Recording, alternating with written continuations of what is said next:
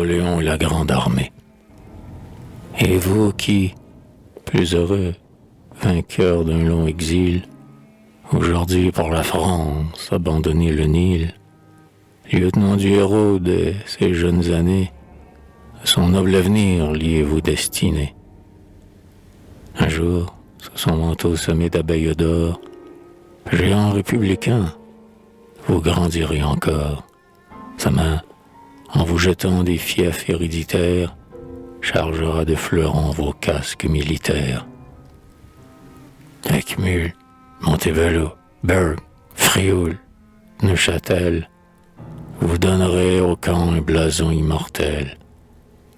Le glaive impérial, qui détruit et qui fonde, pour vous, en écusson, découpera le monde, et devant l'ennemi, sous le feu des canons, d'un baptême de sang n'oubliera vos noms.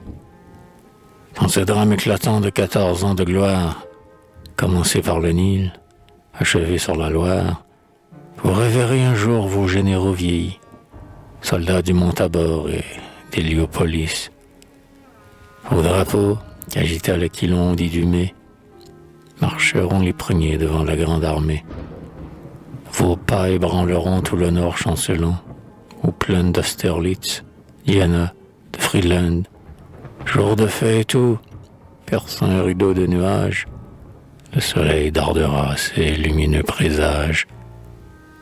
Bientôt des bords du Rhin vers l'Asie élancés, émule rajeuni de vos travaux passés, épouvantant des tsars la sainte métropole, vous irez dans Moscou chercher les clés du pôle.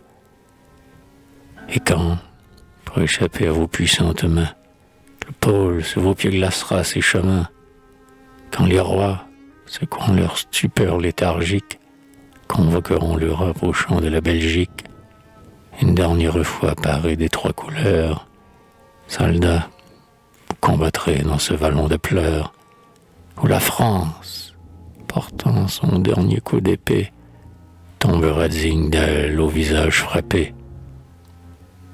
Alors de ce grand siècle, étonné de finir, plus rien ne restera qu'un morne souvenir. Sur une île de roc, dans l'océan jeté, la gloire et le génie auront leur Prométhée. Et les rois, enchaînant cet écueil lointain, aux vautours britanniques offriront un festin. Des nations en deuil sublime mandataire, 3 hommes le suivront sur les mers solitaires. Ils formeront la cour de son étroit palais, et sur un sol impur, sous un soleil anglais, volontaires captifs dans l'île sépulcrale, serviront sans témoin son ombre impériale. Ainsi, quand sous la voûte aux funèbres parois, Memphis vit enfermer le plus grand de ses rois, consacrant à la mort un culte légitime, d'étranges courtisans suivirent la victime, et d'une gloire éteinte escortant les débris, vivant dans son tombeau, gardèrent ses ostrices